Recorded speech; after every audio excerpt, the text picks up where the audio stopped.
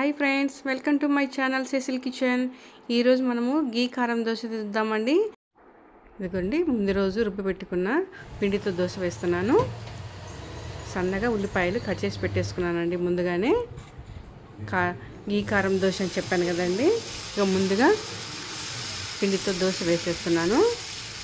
దీనిపైన మనం ముందుగా కట్ చేసి పెట్టుకున్నటువంటి సన్నని ఉల్లిపాయలు ఉన్నాయి కదండి, అవి వేస్తున్నాను ఫస్ట్. దానిపైన కారం పొడి అండి, ఇంట్లోనే మసాలా కారం తయారు చేసి పెట్టుకున్నాను. ఆ కారం పొడి వేస్తున్నాను. మసాలా కారం పొడి వేయటం వల్ల అంటే దోశలు చాలా బాగుంటాయండి. ఇప్పుడు ఒక హాఫ్ స్పూన్ వంటి కారం పొడి అండి, మసాలా కారం పొడి వేస్తున్నాను.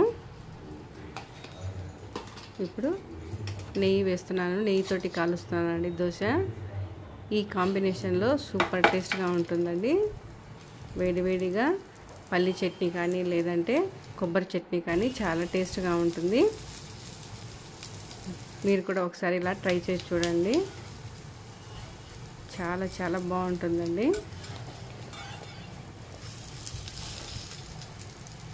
ఇదిగోండి, ఇంక అయిపోయింది మన గీ కారం దోశ. ఈ విధంగానే ఇంకా అన్ని దోశలు వేసేస్తున్నాను.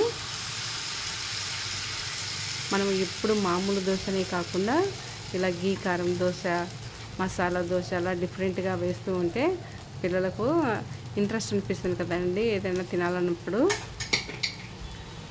కాబట్టి ఈరోజు నేను గీ కారం దోశ వేస్తున్నాను పిల్లల కోసము. ఈ ఉల్లిపాయ కారం దోశ అండి గుంటూరు ఫేమస్ అండి. పల్లి చట్నీ, కొబ్బరి చట్నీతో పాటు అల్లం చట్నీ కూడా ఇస్తారు. చాలా చాలా టేస్ట్గా ఉంటుందండి. మీరు కూడా ఒకసారి ఇలా ట్రై చేసి చూడండి, చాలా బాగుంటుంది. ఓకేనండి,